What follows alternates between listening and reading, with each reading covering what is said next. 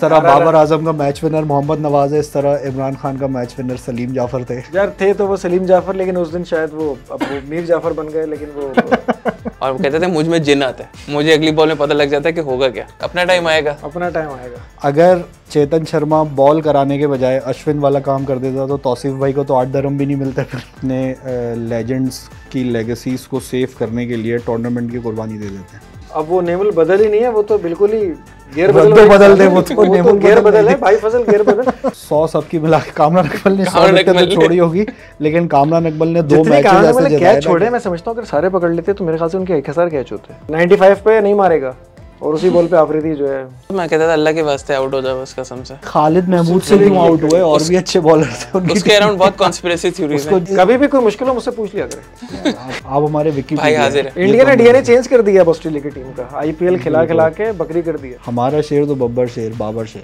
क्या विराट कोहली कराची आएगा तो हम नहीं जाएंगे क्या लेने? बिल्कुल जाएंगे, सब जाएंगे। ICC 2023 ODI cricket world cup का सफ़र शुरू हो चुका है और पाकिस्तान की टीम हैदराबाद में लैंड कर चुकी है। आज उनका प्रैक्टिस सेशन भी रहा और इसी चीज़ के बैकग्राउंड पे हमने पिछले 2 एपिसोड्स अपने पॉडकास्ट के स्क्वाड्स के ऊपर कंप्लीट किए थे, जिसमें हमने पाकिस्तान की स्क्वाड को भी डिटेल में डिस्कस किया और हमने दीगर टीम्स की स्क्वाड्स को भी उनकी वीक्स और स्ट्रेंथ्स को जितनी भी हैं उनको डिटेल में डिस्कस किया। आज के एपिसोड में हम बात करेंगे पाकिस्तान के वर्ल्ड कप के सफ़र के ऊपर।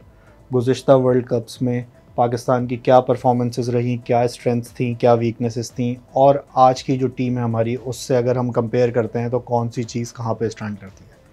तो हम काशिफ भाई से स्टार्ट करेंगे पाकिस्तान के क्रिकेट के सफ़र के बारे में। 1975 पहला वर्ल्ड कप, और 1975 में पाकिस्तान की टीम जो है उस वक्त सुपर स्टार से भरी हुई थी, और जितना हमने रिकॉर्ड्स पढ़े हैं तो उसमें पाकिस्तान देखा भी होगा आपने।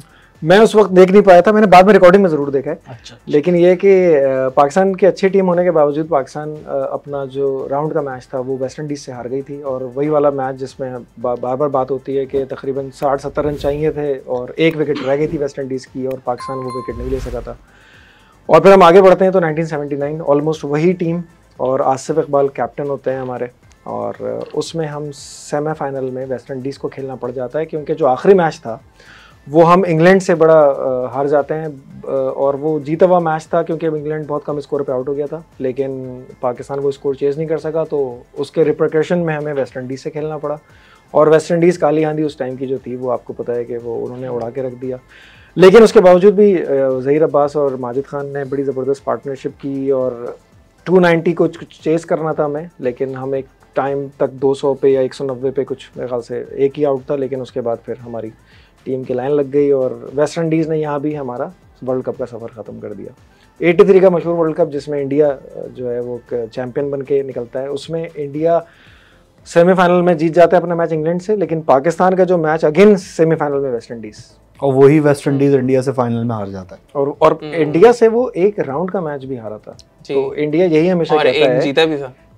हाँ, एक जीता था, एक हारा था और एक हारा था। तो और फिर फाइनल में तो टोटलिटी में 3 मैचेस होते हैं वहाँ पे इंडिया और वेस्ट इंडीज के, जिसमें से राउंड के 2 मैचेस में तो एक, लेकिन फाइनल में इंडिया ने उनको, और फाइनल में तो बहुत अच्छा जा रहे थे। विविन रिचर्ड्स अच्छी खासी फॉर्म में नजर आ रहा था, लग रहा था अकेला पूरा कर देगा। क्लाइव लॉयड कहते हैं ना कि रिचर्ड को देख के लग रहा था कि शायद 15 ओवर में उसने मैच खत्म करना है, जितना तेज वो खेल रहे थे, और उसी ओवर कॉन्फिडेंस में ही उसने विकेट दी। बहुत ही ओवर कॉन्फिडेंस बाज दफा आपको ले डूबता है, अक्सर ले डूबता है बड़ी और टीमों फिर में। 87 का वर्ल्ड कप आता है, और मेरे ख्याल से उस वक्त तक आप दोनों शायद दुनिया में नमूदार हो चुके थे मोस्ट प्रोबब्ली। नहीं, मैं 91 में हुआ। नमूदार तो हो चुके थे, लेकिन इस काबिल नहीं हुए थे कि क्रिकेट देख अपने पांव पे खड़े हो सकें। लेकिन ये जरूर है कि 87 का वर्ल्ड कप भी उसमें पाकिस्तान हॉट फेवरेट था, लेकिन ये है कि पाकिस्तान की टीम और सारा कुछ होने के बावजूद सेमीफाइनल में ऑस्ट्रेलिया, सलीम जाफर, जिस तरह बाबर आजम का मैच विनर मोहम्मद नवाज है, इस तरह इमरान खान का मैच विनर सलीम जाफर थे, जिनको स्टीव वॉ ने बुरकस बना दिया था मार के। यार थे तो वो सलीम जाफर, लेकिन उस दिन शायद वो मीर जाफर बन गए, लेकिन वो मीर जाफर की तो आप बिल्कुल बात ना करें यहाँ पे। हाँ, लोग अज्यूम कर लेते हैं, लोग जो है वो गलत उसको पिक कर लेंगे। लेकिन ये कि 87 के वर्ल्ड कप में एक ज़बरदस्त बात ये हुई थी उस वक्त, जितना जो लोगों की हमने जो राय सुनी थी एक्सपर्ट्स की, वो ये कहते थे कि पाकिस्तान और इंडिया आपस में वर्ल्ड कप का सेमीफाइनल नहीं खेलना चाहते थे, दोनों चाहते थे कि वो दोनों फाइनल में खेले, और इसीलिए जो इंडिया का आखिरी मैच था अगेंस्ट न्यूजीलैंड, उसमें बहुत ही ज़्यादा रन रेट से उनको मैच जीतना था ताकि वो अपने ग्रुप पे टॉप कर लें। और उसमें सुनील गावस्कर अपनी पहली सेंचुरी और वाहिद सेंचुरी बना डालते हैं, और बहुत कम बॉल्स पे, मेरे ख्याल से 80 बॉल्स पे या कितने 85 बॉल्स पे, और इंडिया टॉप कर जाता है। इधर से पाकिस्तान टॉप कर जाता है।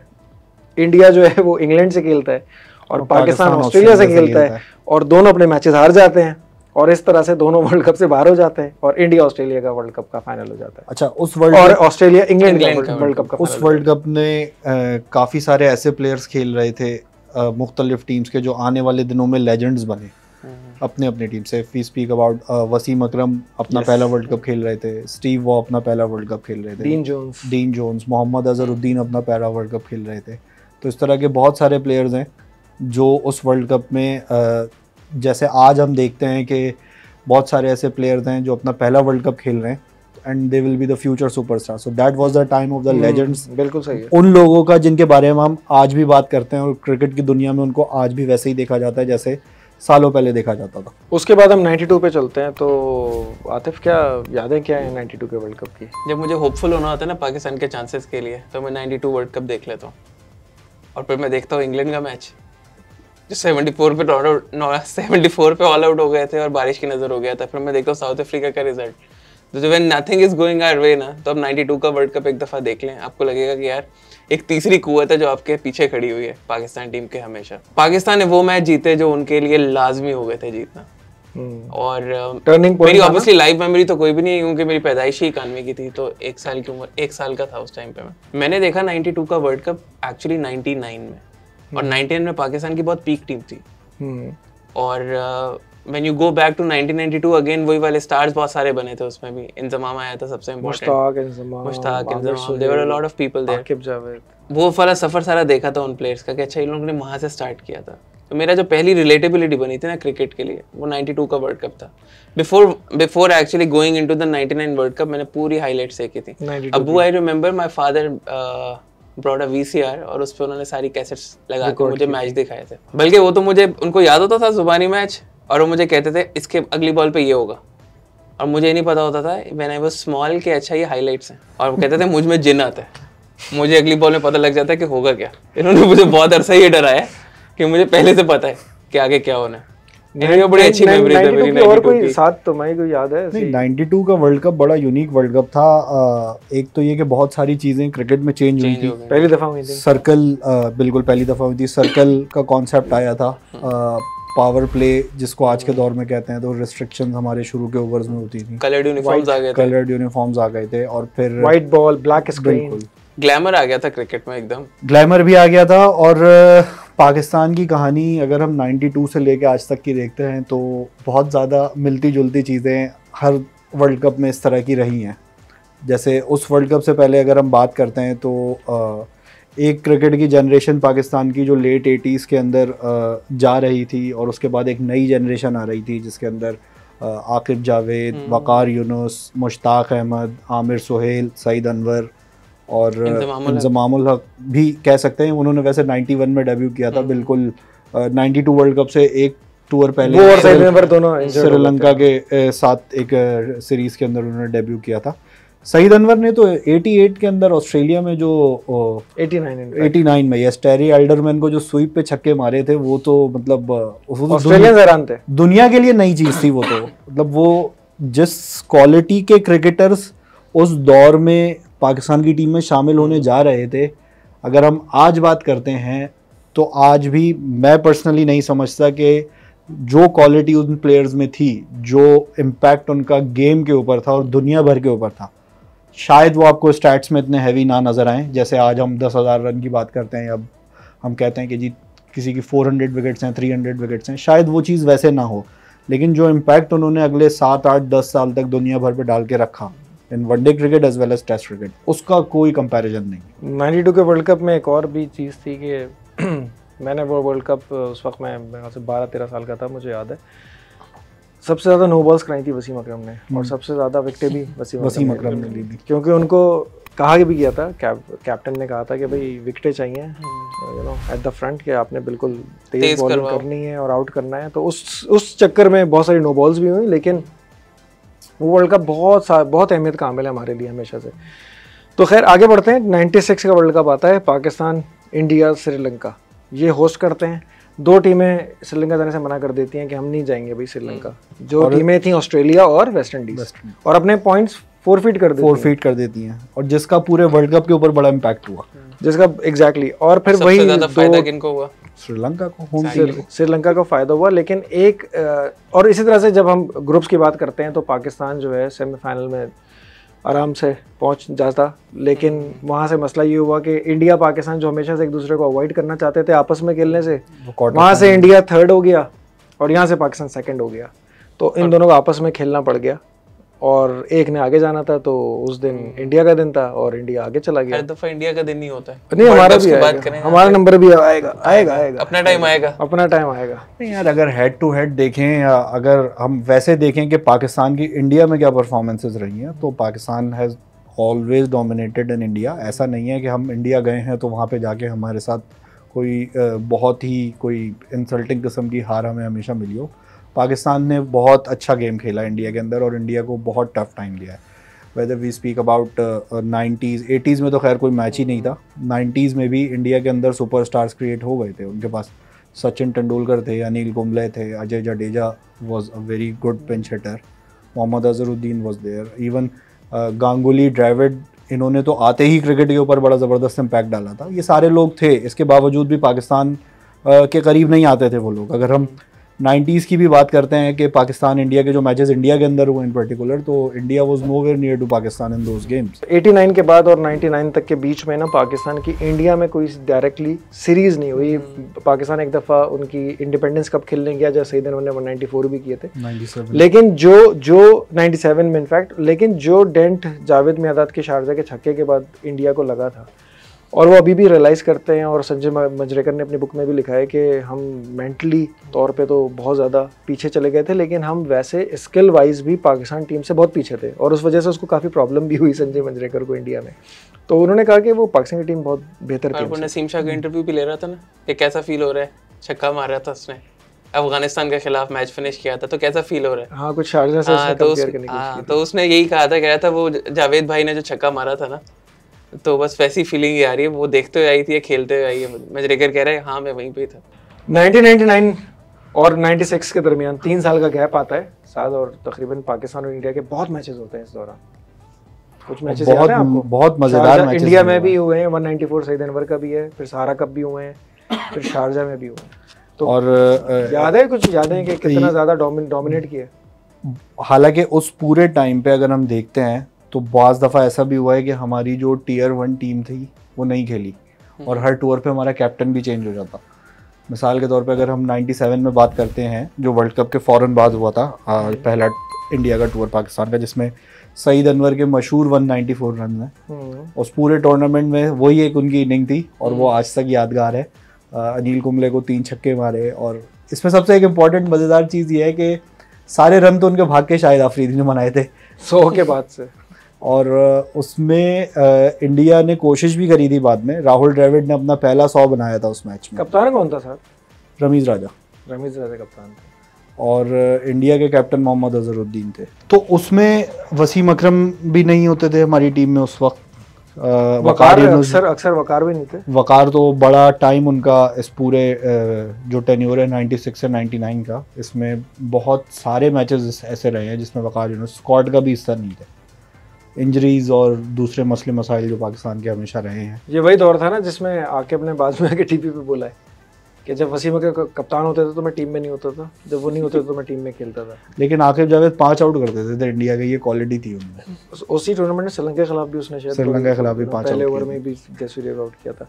तो इस दौरान तकरीबन डोमिनेशन बहुत ज़्यादा डोमिनेट करती रही पाकिस्तान की टीम, बहुत ज़्यादा डोमिनेट करी। टोरंटो में भी सहारा कप होते थे, तो उसमें एक सौरव गांगुली की मरहून मिन्नत इंडिया ने 4-1 से पाकिस्तान को हरा दिया था।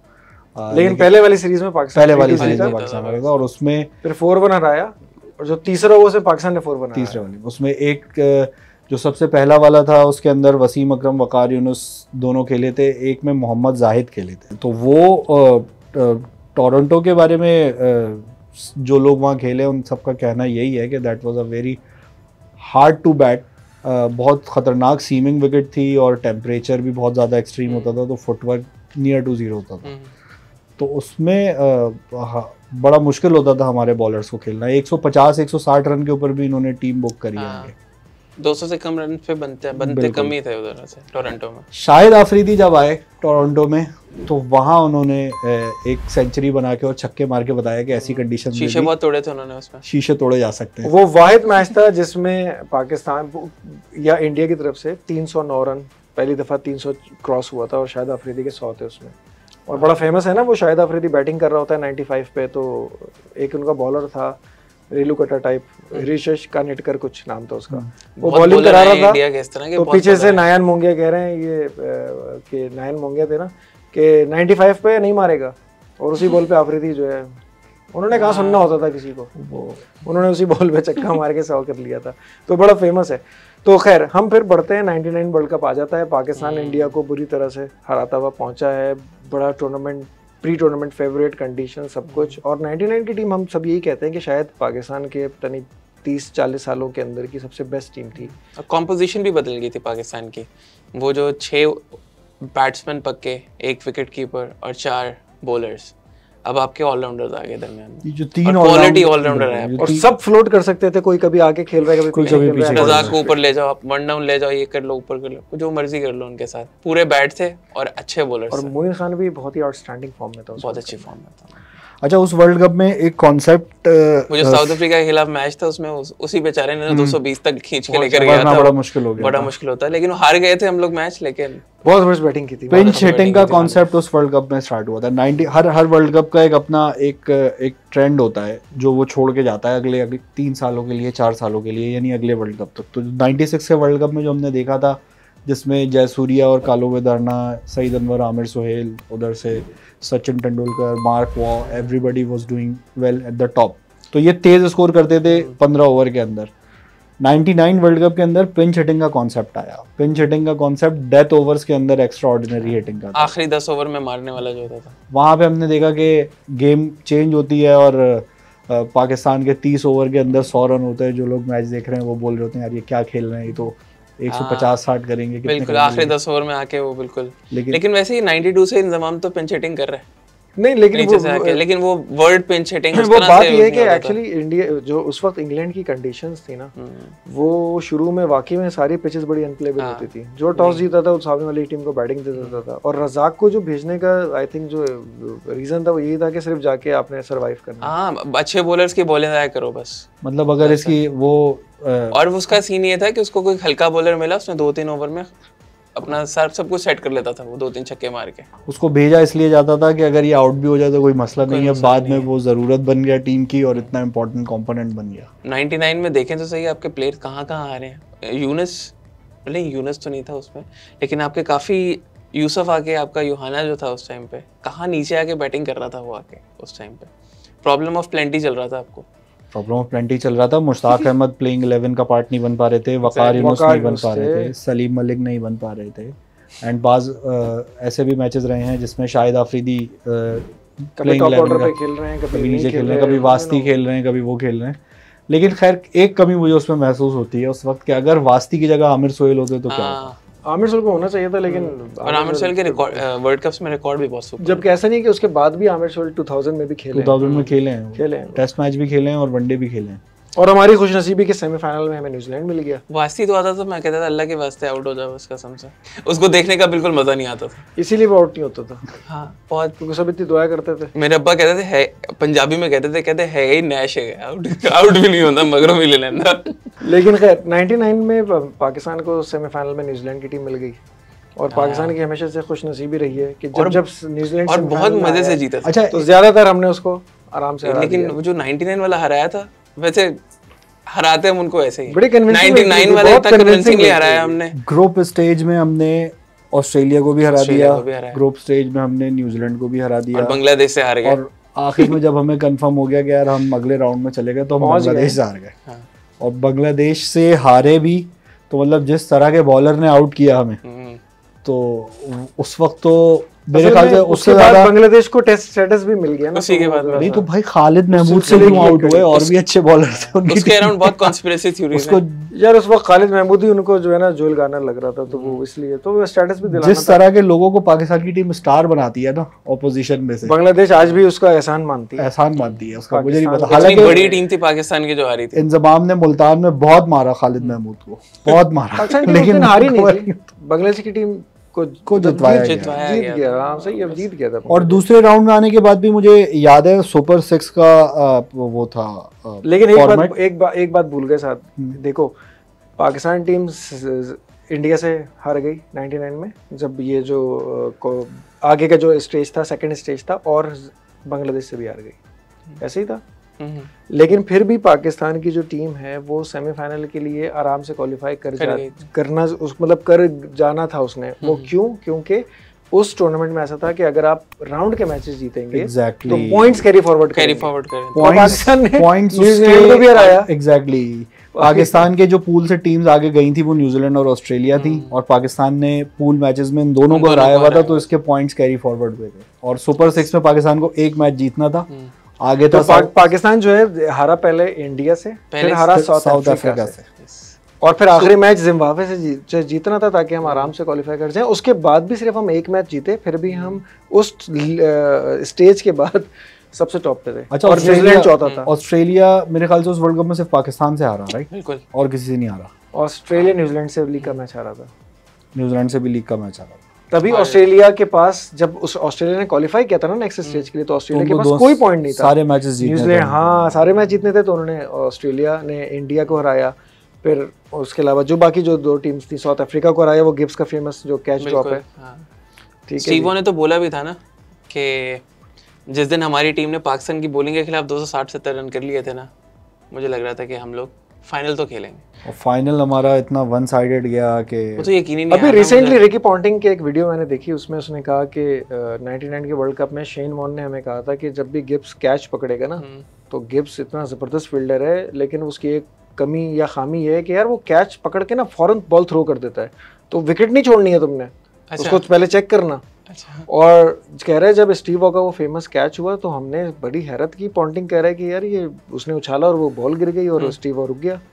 तो कह रहे हैं हमें बड़ी हैरत हुई कि यार शेन वॉर्न की वो बात सच साबित हो गई। अब वो क्योंकि ऑन रिकॉर्ड उसने कहा है तो हमें माननी पड़ेगी वो बात, क्या कह सकते हैं। शेन वॉर्न तो definitely he was above that all यार, वो तो अलग लीग का जीनियस।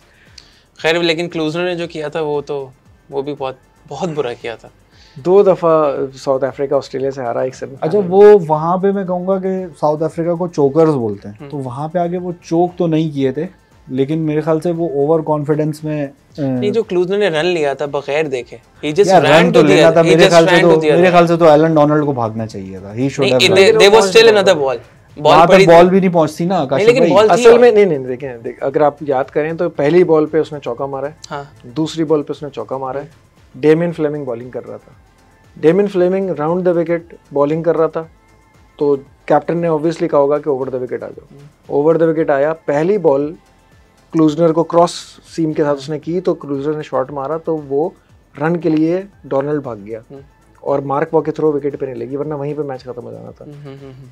अच्छा, अब इस पे डोनाल्ड की गलती थी, तो पैनिक कर गया क्लूजनर, जबकि अभी भी 3 बॉलें बाकी बॉलें पड़ी नहीं थी अभी, उसने फिर वही क्रॉस पे बॉल मार चुका है। भाई तू रुक जा यार। अच्छा, मैच लग जानी थी। अच्छा, मैच जो है ना यही टाई हो गया था। यही सिचुएशन हम ये नहीं समझेंगे वो हारे, मैच स्कोर तो लेवल पे, लेकिन टाई हो गया तो फिर वो तो विकेट्स भी नहीं, फिर रन रेट लीग का मैच, क्योंकि साउथ अफ्रीका जीता हुआ था, साउथ अफ्रीका ये वाला चक्कर हुआ था साउथ अफ्रीका। और कभी भी कोई मुश्किल हो मुझसे पूछ लिया करें। आप हमारे विकीपीडिया भाई हाजिर है। भाई हाजिर। अच्छा, तो 96 में भी काशिफ भाई ऐसे ही सेमीफाइनल जीता था ऑस्ट्रेलिया, वेस्ट इंडीज कोर्टनी वॉश को बोल्ड करके। दूसरी तरफ रिची रिचर्डसन खड़ा रह गया और इधर उन्होंने कोर्टनी वॉश को आउट कर दिया। मेरे ख्याल से सिंगल इसका मतलब नहीं लेना चाहिए। बिल्कुल, फ्लेमिंग ही बॉलर था 96 में भी, और यहाँ पे भी कौन था? फ्लेमिंग। और वेस्ट इंडीज कितने यार एक डोमिनेटिंग पोजीशन से हार गया। 45 रन 45 बॉल पे चाहिए, 7-8 विकेट बाकी हैं। चंद्र पॉल खेल रहे हैं और दूसरी जहां से वो ब्रायन लारा आउट हुआ है ना स्टीव वॉ की बॉल पे, वो तो cricket is a funny game. हमेशा ऐसे ही होता है कि कभी भी होप नहीं छोड़नी चाहिए, और ऑस्ट्रेलिया इस चीज़ में बहुत मेंटली टफ है, और इस दफ़ा लेकिन हमने उसको सेमीफाइनल में नहीं रखा है। और हम जिस दौर की बात कर रहे हैं, बार बार मैं इसलिए कह रहा हूँ ताकि ये बात रजिस्टर हो जाए, कल को हम ऐसा ना कहें। वो सिर्फ रेजिलियंस नहीं है ना, टैलेंट नहीं है अभी उस टाइम उस तरह से लग नहीं रही। तो हमने क्योंकि अब लिख दिया तो हम ये चाहेंगे कि देखिए वो नहीं मुझे पहुंचेंगे भी नहीं। वो इसलिए भी है कि बाकी टीमें जो हैं वो काफ़ी लेवल अप हो गई हैं उस दौर के मुकाबले में। अब पहले सिर्फ ऑस्ट्रेलिया इस तरह की टीम होती थी या पाकिस्तान इस तरह की टीम होती थी जो 40 रन पे पूरी टीम आउट कर देती थी। इंडिया ने डीएनए चेंज कर दिया ऑस्ट्रेलिया की टीम का, आईपीएल खिला के बकरी कर दिया। इंडिया ने ऑस्ट्रेलिया को तो बकरी कर दिया, और ये जो बाकी सारे शेर हुए हुए हैं इनका क्या करेंगे? शेर आएगा, अब देखें घर में शेर हैं या बाहर ढेर हुए हैं वो तो अभी पता चल जाएगा। कौन से शेरों की बात कर रहे हैं? साथ शेर बहुत सारे हैं ना पाकिस्तान में, जब शेर की बात करेंगे तो फिर बहुत सारे शेर हैं। हमारा शेर तो बाबर शेर। अच्छा चलें पर ठीक है, उसके साथ एग्रीड है। अभी तो खैर इंडिया में जितना माशाल्लाह पजीराई मिल रही है और जो अच्छी तरह से जो हॉस्पिटैलिटी हो रही है, it's a very good sign. और ऐसे ही जेस्चर होना चाहिए, बीइंग द होस्ट इंडिया को ऐसे ही करना चाहिए। और वहाँ पे इतने ज़्यादा माशाल्लाह तादाद में मुस्लिम्स भी हैं, तो बाबर देखें वो क्रिकेट को वैसे बड़ी जेन्युइनली पसंद करते हैं। क्रिकेट को वैसे एज अ रिलीजन लेते हैं पाकिस्तान वर्सेस जिस तरह विराट कोहली के यहाँ फैंस हैं, इसमें there is no doubt about it, तो इस तरह से बाबर के भी फैंस हैं। तो बिल्कुल, क्या विराट कोहली कराची आएगा तो हम नहीं जाएंगे क्या? यार क्यों नहीं जाएंगे, सब जाएंगे। 99 के सेमीफाइनल में हम देखते हैं कि सईद अनवर 100 बनाते हैं, classic 100 classic Saeed Anwar 100 out class 100 थी। जो स्टेज था हम उसमें शोएब अख्तर की बॉलिंग देखते हैं, कोई खेल नहीं पा रहा था। हम वसीम अकरम की बॉलिंग देखते हैं, कोई खेल नहीं पा रहा था। Saqlain was way above everything. बहुत ही डोमिनेटिंग पाकिस्तान की उस वक्त पोजीशन थी, और हम एक इतनी ज़बरदस्त रेपुटेशन लेकर फाइनल में हारे हैं कि हमारे प्लेयर कंसिस्टेंटली 100 करते हैं, हमारे प्लेयर कंसिस्टेंटली आउट कर रहे हैं, मैचेस जीत रहे हैं, और बड़े इंपॉर्टेंट मैचेस जीत रहे हैं। और हारे कैसे? और फिर उसके बाद होता है जी टॉस होता है और टॉस जीत जाता है पाकिस्तान। ऐसे बड़े मैचेस में हमेशा जो है ये कहते हैं कि भाई टॉस हार जाओ तो बेहतर है, ताकि फैसला ना करना पड़े। एग्जैक्टली। और जो फैसला हुआ वो सबने ही देखा कि एक गीली विकेट जो रात भर बारिश होती रही है उस पे हमने, सुबह भी बारिश हो रही थी, और उस पे शायद 12-13 ग्रिपें भी चेंज कर ली सीधे। 21 रन तक तो हम पहुंच गए थे बगैर यार। इतना मौसम इस तरह का था तो ग्रिप तो गीली हो सकती है काशिफ भाई। अब वो खैर अब याद ना ही दिलाएं तो बेहतर है। वो बहुत बिटर मेमोरीज हैं। पता नहीं शायद मेरे ख्याल से 3-4 घंटे में मैच भी खत्म हो गया था, 5 घंटे में, क्योंकि पाकिस्तान ने 132 बनाए और शायद 30-35 ओवर में आउट हो गया। और उसमें भी मोइन खान ने बनाए थे रन। उसमें यार वो 132 में क्या बनाए होंगे? 132 में 20-25 से ज्यादा तो मेरे ख्याल से फिर भी उसी ने बनाया ना सबसे ज्यादा। नहीं, सईद अनवर ने भी 24-25 स्कोर किए थे। Shane Warne was I think man of the match. Yes, 4 out किए थे। और he was also man of the match in the semifinals against South Africa. और यही सेम रिपीट किया था अरविंदर डिसिल्वा, मतलब ये रिपीट किया था शेन वॉर्न ने, अरविंदर डिसिल्वा ने भी 96 में against India and then against Australia. तो सेमीफाइनल एंड फाइनल तो ये था। अफरीदी ने भी तो किया था। लेकिन उसमें क्या आपको ऐसा लगता है कि कोई चीज़ ऐसी होती कि हम ऑस्ट्रेलिया को 130 पे आउट कर लेते?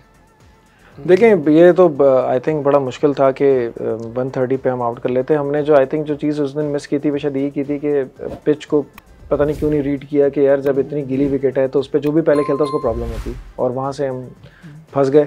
लेकिन 130 डिफेंड करना बहुत मुश्किल है किसी भी विकेट पे। शायद हम ये कर सकते थे कि ऊपर से विकेटें मिलती तो हम शायद 5-6 आउट करके मैच इंटरेस्टिंग कर सकते थे। 130 में वो खुद भी शॉक में थे कि हुआ क्या। अच्छा, उससे पहले पूरे टूर्नामेंट में पाकिस्तान ने चेस कब किया था? पाकिस्तान ने सेमीफाइनल में चेस किया था। पाकिस्तान ने साउथ अफ्रीका के खिलाफ चेस नहीं सर, साउथ अफ्रीका के खिलाफ तो साउथ अफ्रीका ने चेस करके पाकिस्तान को इंडिया के खिलाफ चेस। असल में पाकिस्तान का जिस तरह साल की बात है ना, वो पैटर्न हमने बना लिया था कि हम पहले बैटिंग करेंगे and we put up a like always put up a good score around 240 250 something, और उसके बाद उसको चेस करेंगे। ये इतना और उसके बाद उसको डिफेंड करेंगे। इतना पुराना इमोशन है कि मैं अपनी ताई के साथ जब मैच देख रहा होता था ना, तो जब वो कहते थे कि पाकिस्तान बैटिंग कर रहा है तो वो होपफुल हो गया, साथ बैठ जाते थे मैच देखने। इस माइंडसेट ने हमें बड़ा नुकसान पहुंचाया, बहुत नुकसान पहुंचाया। और जिस दिन हम टॉस हार के कोई दूसरी टीम बैटिंग करती थी तो हम समझते थे कि मैच गया। हालांकि पाकिस्तान की बैटिंग डेप्थ 9 नंबर तक थी उस वक्त। बिल्कुल 220-25 तो हम मेरे ख्याल से सकलैन और शोएब दो ही ऐसे थे जो बैट्समैन नहीं थे, और वसीम अकरम, अजहर महमूद 9 तक बैटिंग थी। 9 तक बैटिंग थी। इतनी डेप्थ बैटिंग में वसीम अकरम नंबर 1। इस टीम ने आके चेंज किया है, इस टीम ने काफी हद तक चेंज किया है, इस टीम ने चेस करना शुरू किया है। खैर 99 जो है वो बहुत बिटर मेमोरीज लेकर आता है, तो इसको तो यहीं पे फारिग करते हैं।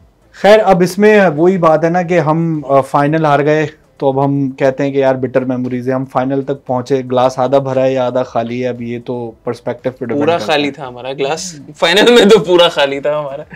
तो in fact the way we lost the final, it's about the way we lost the final. तो खैर 99 वर्ल्ड कप यहाँ पे हमारा मुकम्मल होता है। 7 वर्ल्ड कप हमने रैप अप कर लिए आज। बिल्कुल, आज हमने 7 रैप अप कर लिए हैं और इसके बाद अगले एपिसोड में हम 2003 वर्ल्ड कप से ऑनवर्ड स्टार्ट करेंगे।